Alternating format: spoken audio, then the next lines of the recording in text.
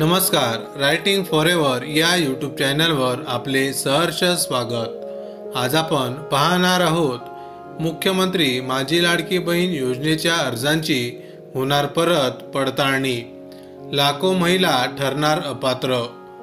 मुख्यमंत्री माझी लाडकी बहीण योजना जी महिलांच्या आर्थिक सक्षमीकरणासाठी महत्त्वाची आर्थिक मदत देणारी योजना आहे।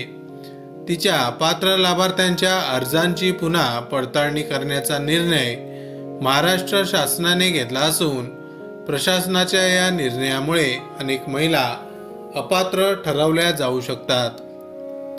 या योजनेच्या मदतीने महायुतीला विधानसभा निवडणुकीमध्ये मोठे यश मिळाले असून राज्यातील 288 पैकी 235 जागांवर महायुतीला विजय मिळाला आहे। या योजनेत महिलांना दर महिन्याला 1500 रुपये मिळत असून आजपर्यंत 5 हप्ते त्यांच्या खात्यामध्ये जमा झाले आहेत। महायुतीने वचननाम्यात आश्वासन दिले होते की राज्यात महायुती सरकार पुन्हा आल्यास महिलांना योजनेच्या रकमेच्या वाढीव लाभ दिला जाईल।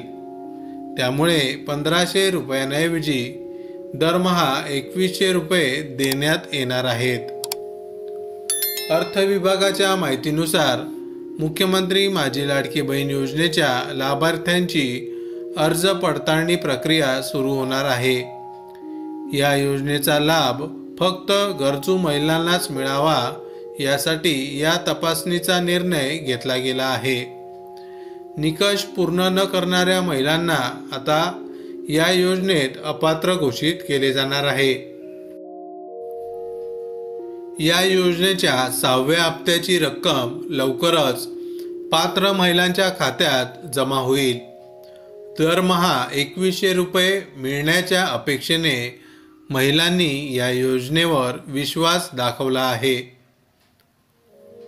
महायुती सरकारच्या स्थापनेनंतर देवेंद्र फडणवीस यांनी मुख्यमंत्री पदाची शपथ घेतली। यावेळी प्रधानमंत्री नरेंद्र मोदी देखील उपस्थित होते। ही योजना महिलांसाठी महिलांच्या सक्षमीकरणासाठी महत्त्वाची ठरली असून पुन्हा पडताळणी व वाढीव रक्कम वाढीमुळे महिलांना मोठा फायदा होईल असे चित्र दिसत आहे। माहिती आवडली असेल तर अवश्य शेअर करा।